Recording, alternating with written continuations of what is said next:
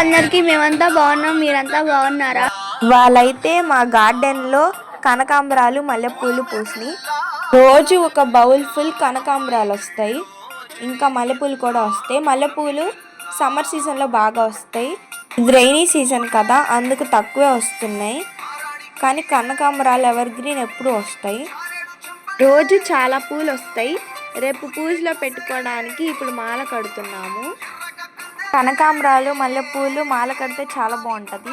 ఆ కాంబినేషన్ చాలా బాగుంటుంది. ఆరెంజ్ వైట్ ఏ కలర్తో అయినా బాగుంటుంది కదా. ఒకటి వైట్ ఒకటి డార్క్, రెండు కలిపి కట్టుకోవడం వల్ల మాల చాలా అందంగా ఉంటుంది.